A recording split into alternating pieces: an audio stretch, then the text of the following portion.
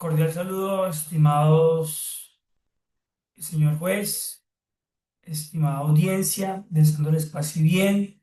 Me presento, soy el doctor José Gabriel Capera, abogado y represento la defensa técnica jurídica de presunto caso tributario ficticio de la pareja de influencers conocida como Derecho Edward, investigados por la Dirección de Impuestos Aduanas Nacionales, DIAN, por la posible omisión de ingresos y errores en la declaración de renta y patrimonio. Este caso tiene una serie de particularidades, señor juez, que a lo largo de mi disertación tendré que demostrar tanto por las dudas razonables de los hechos y por los elementos jurídicamente viables que demuestran tanto la duda razonable como las condiciones que han posibilitado pues que no se hayan cumplido con los términos y con el debido proceso de las diferentes actuaciones administrativas. Este caso representa una oportunidad para reflexionar precisamente acerca de los límites, los déficits y la incapacidad actual del sistema tributario colombiano. Claro, porque actualmente hay una serie de economías digitales, economías naranjas, economías emergentes, que pareciera que en el escenario técnico jurídico, técnico normativo y sustancial dentro de la jurisprudencia todavía existen unos vacíos que no logra determinar y que favorece pues, cualquier duda pro homini pues, a los acusados. En este caso, pues hay que situarse particularmente de dónde provienen los ingresos, plataformas tecnológicas, el uso de las redes sociales, las operaciones transnacionales, que son muy difíciles de rastrear y más cuando tenemos sistemas geoespaciales, geoinformáticos y de tecnologías que no cumplen con los requisitos procesales y procedimentales de encontrar un punto de vista o una práctica de fiscalización. Por eso es importante precisar en este caso, particularmente su excelencia, con el debido respeto que usted se merece, es la legalidad del asunto, la capacidad contributiva, el principio de proporcionalidad y de favorabilidad que favorece o que es pro homini y pro derecho en función de la situación de los youtubers, de mis clientes, pues.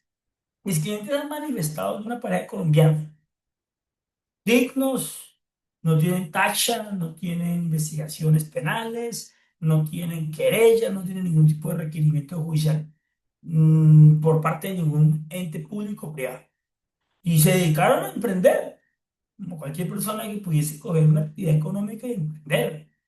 Y ese emprendimiento lo hicieron a través de las redes sociales. Esto generó, pues, ingresos, contratos publicitarios, productos promocionales, pautas, promoción, asesoría y colaboración, que digamos que esas actividades propiamente de la función de algo llamado youtubers o influencers, pues generan retribución económica por el contenido, por las audiencias, por los retries, por los replays, por los likes, entre otras serie de arandelas que deben ser materia de estudio y objeto de análisis por parte de su excelencia, señor juez. Mis apoderados, mis clientes lo manifestaron, las plataformas legales, YouTube, Instagram, Facebook y TikTok. Pero bueno, la DIAN considera que esa actividad ha producido beneficios económicos relevantes, abrumantes y pues potencialmente eh, volátiles, muy fuertes. Pero bueno, no ha sido correctamente analizado la declaración de renta de ellos. Por eso quisiera situar que en primera instancia son personas naturales residentes. Están obligados a declarar en el sistema cedular de impuestos sobre la renta, partiendo del segundo estatuto tributario colombiano. Y bueno, ante las presuntas irregularidades es importante tener en cuenta lo siguiente, Su Excelencia. La administración omite el ingreso proveniente de recursos en el exterior, la no inclusión de bienes recibidos en especie, viajes, productos, bonos, la declaración incorrecta de patrimonio líquido y la falta de registros contables y soportes documentales de ingresos y egresos. Bueno, la actuación de la DIAN tiene una serie o se enmarca una serie de procedimientos tributarios de fiscalización, ¿no? Conforme a los artículos 684 y 688 del Estatuto Tributario colombiano. El primero, el 773, dice que la Administración formula requerimientos en el que detallan los hallazgos. En este caso estamos en eso. ¿Cuál es el origen? ¿Cuál es la cuantía? ¿Cuál es el ingreso? ¿Cuál es la fuente de soporte? La omisión. Segundo, los investigados presentan una respuesta parcial, alegando que muchos bienes eran entregables, tu excelencia, promocionales, sin valor económico, y que los ingresos son irregulares. Esto es importante precisarlo, señor juez. Primero, porque es que la liquidación oficial de la DIAN tiene una serie de incongruencias. La DIAN emite una liquidación oficial que modifica la declaración privada e impone una sanción por inexactitud. La inexactitud aparece configurada en el artículo 647 del Estatuto Tributario y dice que el pago, o que decide que el pago de impuestos no puede ser omitido en intereses moratorios y sanciones pecuniarias. Delicado. Tras el incumplimiento del pago, empezamos el proceso coactivo. Pero el proceso coactivo tiene que tener unas etapas procesales de notificación, de conciliación, de acuerdo programático, de respuestas a las peticiones.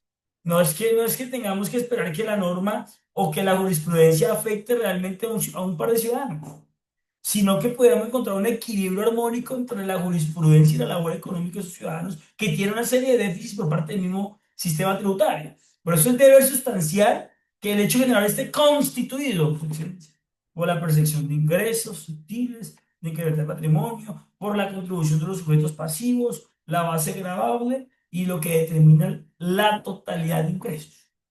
En la parte de la defensa técnica judicial, y jurídica, este abogado considera que los contribuyentes sí cumplieron con sus pagos, pero contrario a lo que menciona la DIAN, existen elementos de jurisprudencia nacional. Primero, la sentencia 77-2023, magistrado Eugenio Carrillo.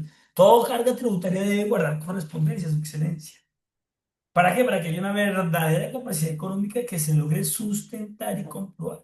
Muchos ingresos son recibidos por los influencers y son esporádicos, en especie o proporcionales a su actividad de difusión de contenido. Pero si fluye de caja, o sea, eso no es que sea directamente, constantemente y que pertenezca a una realidad, una actividad económica determinada. Si existe una actividad económica per se, pero no existe una actividad económica que sea simultánea y constante. Esto aplica el principio de la realidad económica, que exige que el mayor beneficio tributario esté en favor del ciudadano. Dos, la proporcionalidad de la sanción. Consideramos que la sanción es desproporcional, que excede el mínimo proceso sancionatorio, que va en contravía de la función sustancial de la sanción, que es que la persona logre tener un análisis sustancial de sus hechos para prever futuras situaciones donde incurra y darle un mensaje a la sociedad, obviamente, de que la sanción disciplinaria tiene un carácter formativo, pedagógico y restaurativo. Por ello, muchos ingresos fueron recibidos esporádicos, como lo mencionaba. La DIAN impone una sanción inexacta, punitiva y casi dolosa, sin diferenciar los estamentos y los componentes de la acción tributaria de mis clientes. Pero eso solicito, señor juez, su excelencia, que haya una graduación de la sanción con base a los contextos emergentes y a la crítica sociocultural, sociopolítica y socioeconómica que tiene actualmente el sistema tributario colombiano, que no reconoce la labor del influencer a partir de lo que llamamos la economía digital.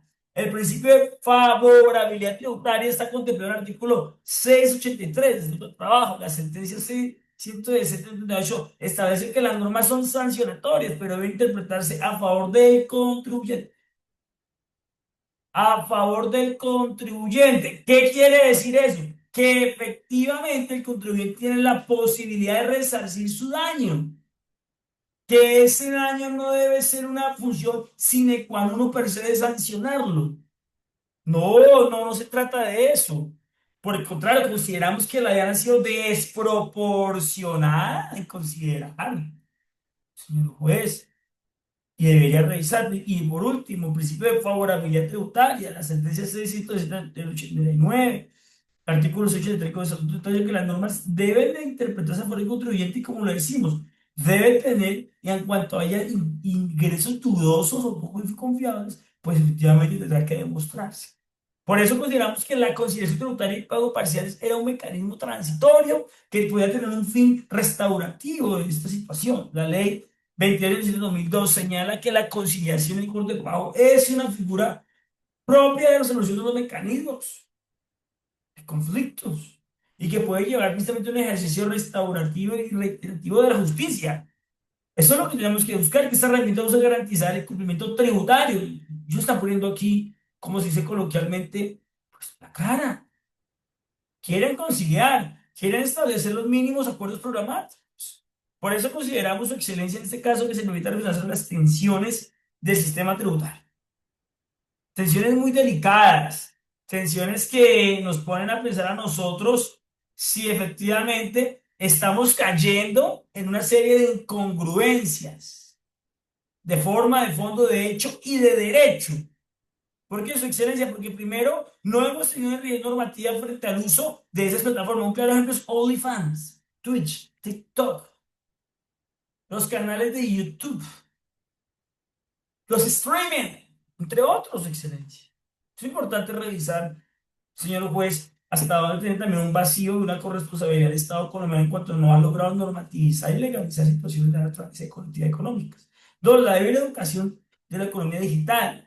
Los creadores, pues, que entender que el sistema educativo tributario debe enseñar que deben de crear impuestos en cuanto haya transferencias internacionales para el fin de prever y prevenir cualquier tipo de evasión tributaria internacional. Y la fiscalización que es poco pedagógica en un país como el nuestro, donde los recursos lamentablemente no son considerados como sagrados, sino que existen altos niveles de corrupción, pues la evasión es una manera de ser corruptos. Por eso hay que reconocer su excelencia en el marco del debido respeto y el debido proceso también administrativo que mis clientes están aquí buscando una conciliación, buscando la resolución de ese conflicto. Según la ODEC, la renta mundial, los activos digitales y la inteligencia artificial viene creciendo.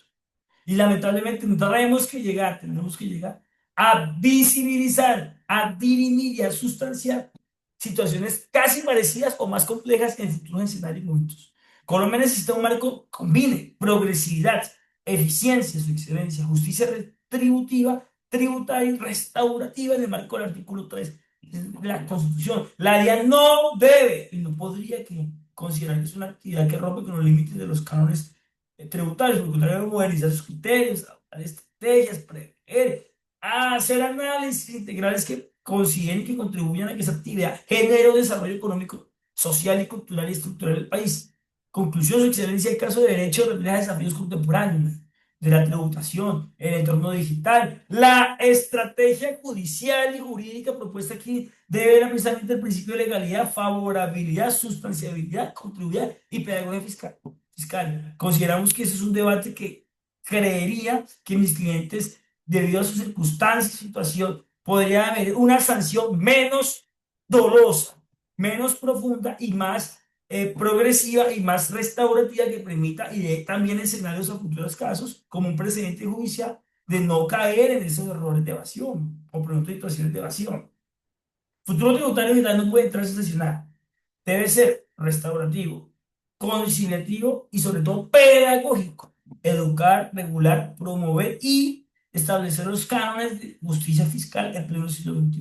Su excelencia, considero su excelencia, en el marco del debido respeto que me antecede esta sala y este despacho, ya para finalizar este abogado defensor, que los acusados que mis clientes sean absueltos en su totalidad. De lo contrario, que usted, su excelencia, me pueda dar el recurso de apelación en subsidio de reposición frente a la decisión que tome, con el fin de poder prever una sanción no dolosa ni grave, sino proporcional y favorable al principio que en este caso nos estamos dando de favorabilidad de poder aceptar y buscar una resolución pacífica, sensata y mediar el conflicto. Agradezco su excelencia, esta audiencia y a todos les deseo una feliz tarde. Muchas gracias.